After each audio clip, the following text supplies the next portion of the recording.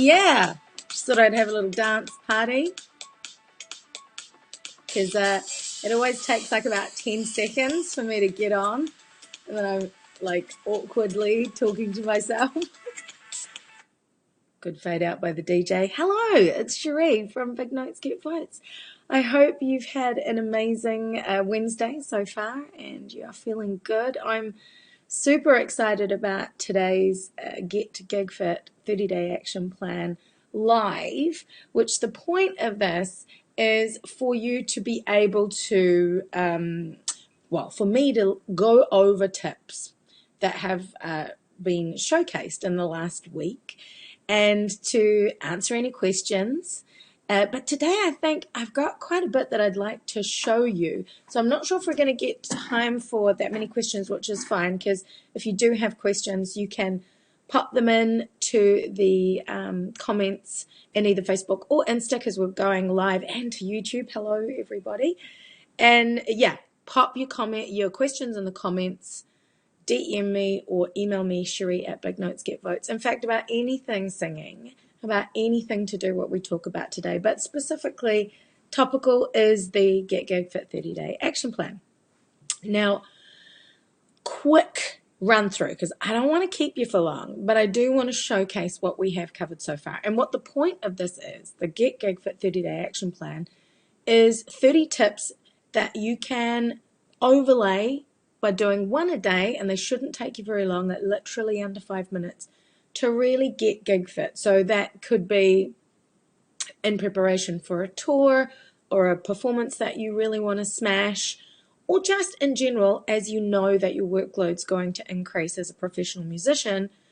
This time of year, from August onwards, tends to start getting quite busy typically. So these are the things that I try to focus on, and I thought it would be helpful to share. So there is a checklist already with all of the 30 days outlined on bignotesgetvotes.com, or I'll pop links directly in. And so you can go and grab that checklist, and it's a little PDF printable, and it has links to all of the tutorial videos so that you can just watch at your leisure.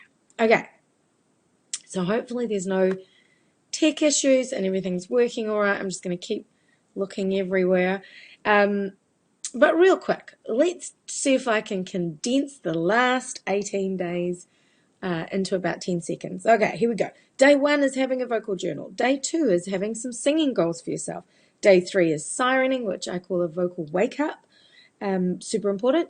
Day 4 is singer stretches. Day 5 is speaking voice mindfulness. Day 6 is a hydration plan. Having one is a good start.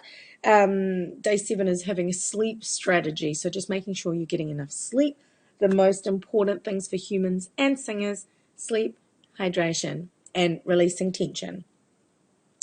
Day 8 is a vocal health check-in, making sure that as you increase your workload, or just in general, you're 100% aware of what your voice, the vocal health condition of your voice at all times. Day 9 is a vocal range assessment. I think it's really good when we're spotlighting to check in with the basics, like what can our voice do? What is our instrument? Where is our instrument at? I think that assessment is really important, and it's something you should do regularly, especially as you get older. Side note. Day 10 is a nutrition review, so just making sure that what you're fueling yourself with is going to serve you and your voice. Day 11 is a medication check, and then we get on to the last 7 days worth of tips, including today. Now, I'll go through them, and I will showcase my gadgets. So excited. And the first one is day 12. Now, I probably get 3 questions asked to me the most. One is, can anybody sing? Which I think yes. I think if you've got a larynx, then you can sing. The second question is, how do I warm up my voice effectively? And the third question, especially this year, is, what kind of nebulizer or steamer should I be using on my voice? So I went down a deep, dark hole of topical hydration, because that's the kind of fun I have these days. And I found some answers. So first things up, topical hydration is what you do, is hydrating your vocal folds topically. The only thing that can do that is some kind of steam. So have, you'd be drinking teas, you'd be doing all the good stuff, drinking tons of water, but none of it touches your vocal folds. So if you find yourself with a bit of a dry mouth or vocal folds that might be a little bit inflamed, especially after a show, you can use topical hydration to help reduce inflammation and to give some topical hydration. So the first thing that I use, and also this is another funny story, my steaming journey has been long and deep. When I first started steaming, I was using my garment steamer, which is this guy here. And it's a long story, but there is a video about it which unbelievably has more views than any of my video tutorials on YouTube. So you can go and have a look at that. But the idea was that in New Zealand, it's very, very hard to get a good quality steamer. And I had been researching them. And this shape looked very similar to the ones that I had seen that you would have to bring in, usually from America or the UK. So anyway, this was my double duty gadget, and it just fills with normal water. I sit it down. You can see the very ghetto hair tie there that holds the button, and I would just literally put it on the desk like this and steam. And it's a lot of steam, so your face gets steamed, everything gets steamed.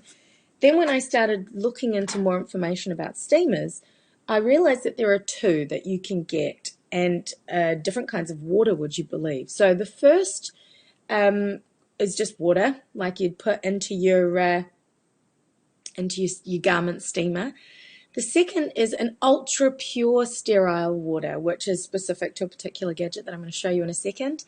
The third kind is a specific saline solution that has, I think it's 0.09% of sodium, which is the same amount that's in our saliva. So the premise is that it's easier to be absorbed. So we're getting a little scientific on it.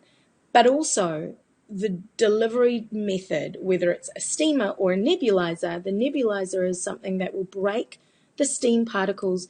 They'll make them smaller, which again in theory means that you'll get quicker absorption. So I think at the end of the day, the choice is yours, and you've got to try some stuff out. So boy, did I. The first thing I got very recently is this. It's a little bit worse for wear now, but I'll do it that way. This is a steam inhaler, and this is the low end. So this is 20 Australian dollars, and I got it when I was there a couple of weeks ago. And the reason I kind of up-leveled with these gadgets is because I'm on tour at the moment. So, yeah, you fill this with water, you put that on top, and it's hot, hot water, but not boiling. And you just place it down, or you can hold it. So that's pretty clever, and that's 20 Australian dollars. You can get that shipped to New Zealand. That one is one that I would recommend to everybody. That's a great fix. The one thing that I find hard is having a bowl of hot water and having your head over, just purely for the postural element of straining your neck and adding any tension that you don't need. Now, I will also say that even though this has got all of these gadgets, come with eucalyptus, I don't recommend using anything other than water for topical hydration. If you've got sinus problems or anything going on, that's a different conversation, but for the sake of topical hydration, just water. Okay, so that one, you can put just normal boiling water in and you go for it. Now this is my baby. This is called My Pure Mist. This one uses these ultra pure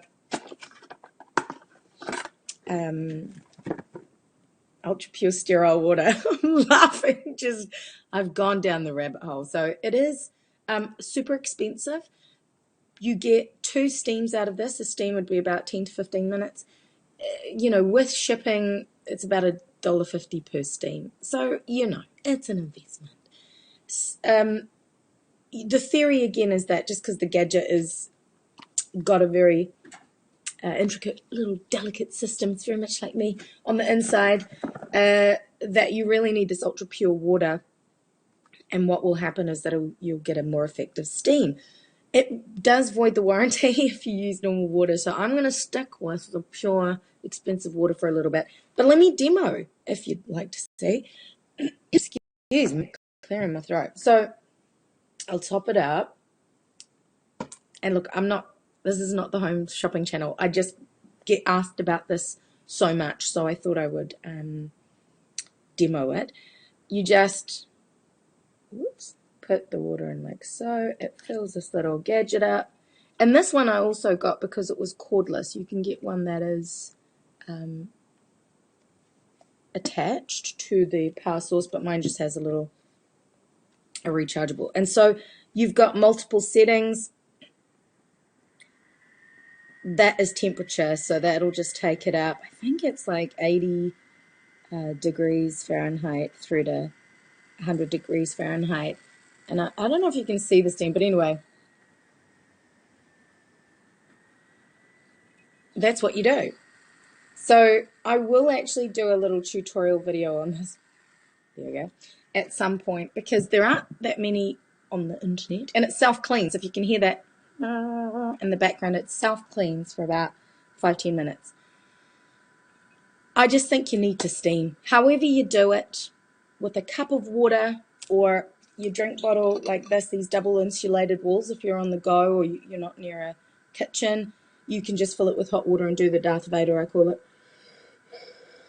Just breathe over it.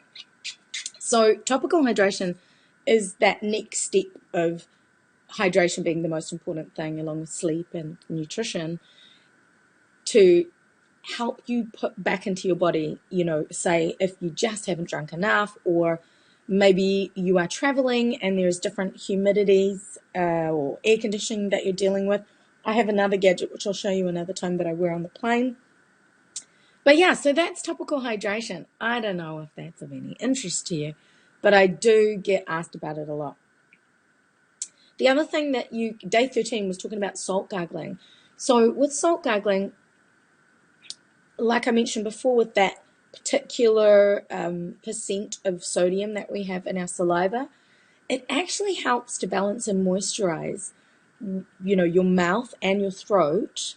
Obviously, you're not swallowing the salt, and keeps it clean naturally. So I go for as much natural as I can. And how you make up the salt solution is just literally a teaspoon of salt in a glass of water. That's generally a good mix, ratio mix. And you just gargle for 30 seconds. And you can do that as often as you like. Same with the steaming. I would, if you're using your voice a lot, I would do it at the start of the day and then at the end of the day around performances. Okay. Oh, day 14. I'm just showing you everything today. Here is my nasal irrigation kit. So I travel with this, which is always a good time if anybody has a look in my suitcase in customs, because what it is this is my little irrigation tool that I use. So it gets filled up with saline solution, specific saline solution. And this brand, you can buy these little sachets, which I don't use. I make up my own solution just because I use it pretty much every day.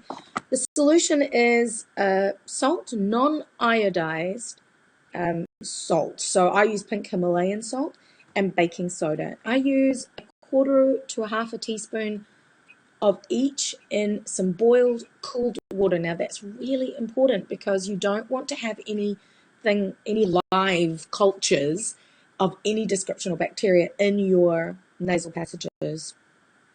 So once it's been boiled for 5 minutes or and cooled slightly, you can mix it in with the salt, pour it in here, goes up one nostril, up the other. Now, why would you do that? I hear you asking. If you have sinus problems, and I do, that is going to help you on a day-to-day basis. And usually I would recommend not utilizing any nasal sprays because they're so addictive and very dehydrating. And would you believe, I'm on tour and I've been to the doctor and had to get some because mine are so bad. So if you do get given medications, and I think day 11 was a medication check. If you are using meds that are dehydrating, please just top up on the water a little bit more or get the topical hydration going. That's still my pure Masema self. All right, so the last few we'll just go through really quickly because I've held you for already a while. Day 15, the exercise schedule. Now, for a vocalist, one of the things that we do need to be mindful of is over-conditioning our core for the sake of singing. We need to be able to let our abdominals move out 360 degrees. So if you've got really tight abs, and believe me, I do not, it can be hard to let that expansion happen. So that kind of speaks a little bit to day 18's breath management focus. What you can do is just make sure you've got flexibility and, flexibility in your abdominals.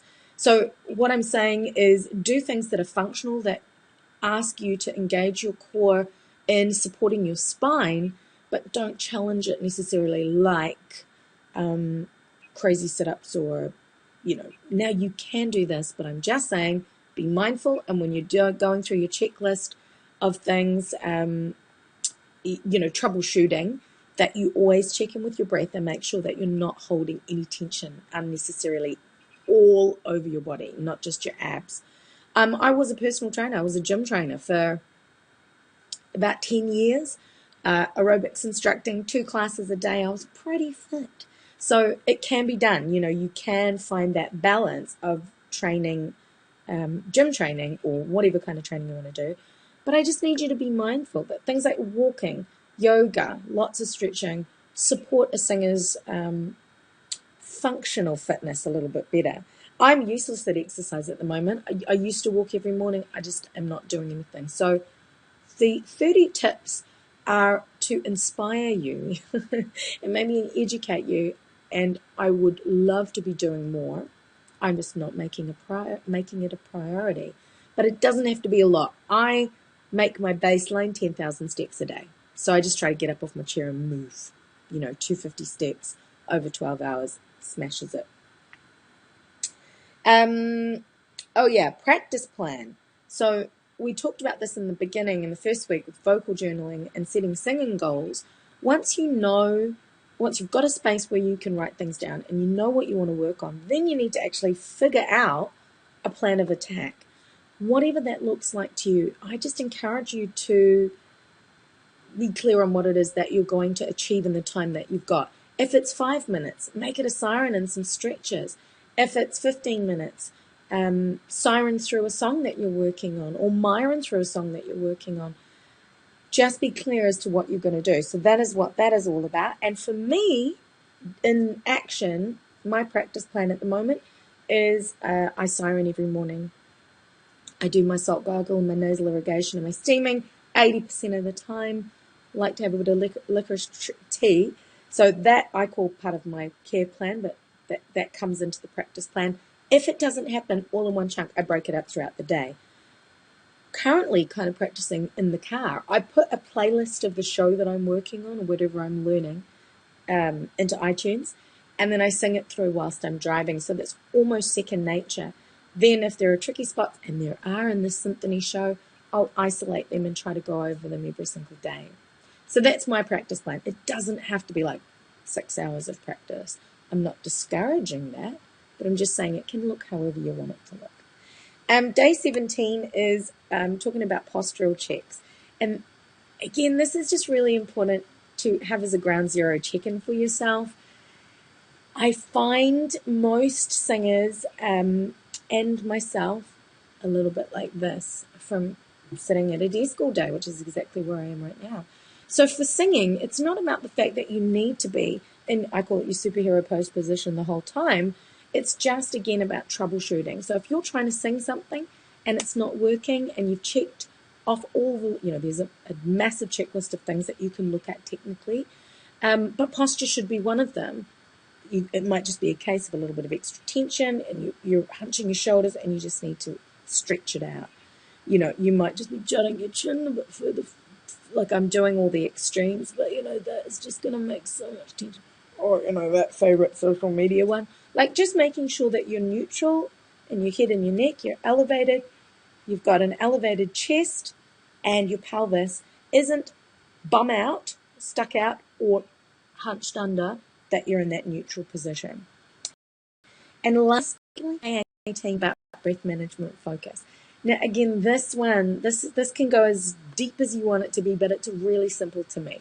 Number one, if you're breathing currently and you are upright and not feeling faint, you're doing great. What we tend to do as singers is we overthink the breathing process and take more air than we need. I need you to start thinking about adjusting the amount of air that you need for the task at hand. It is scientific facts that higher pitches being made by vocal folds and other instruments, require less air pressure to vibrate. Lower pitches, the mass of your vocal folds, even the biggest string on a guitar, the bass string is bigger, so it requires more energy or more air pressure from a vocal fold perspective to vibrate. So you do need to modify the amount of air. It can't be one big breath for everything. Oh, my Pure Mist has just finished cleaning itself. So to counterbalance that and to train yourself, try to start by just taking a breath in and then releasing half the air out. And make that your starting point for your speaking. And it just helps to release some of the tension that you might be holding by taking in a ton of air. So the breath management focus is something that I work on when I'm coaching my clients. But I just think it's really important to take a second. So if you feel that your breath management for singing is in check, maybe check and see if you're feeling a little bit kind of anxious and you get that kind of shortening of breath. Just take a second and just do 3 deep breaths, 4 in, 4 out. You could even hold for 2 to 4 at the top. And just recenter and kind of let your body do what it was designed to do, and then modify that to suit the task at hand.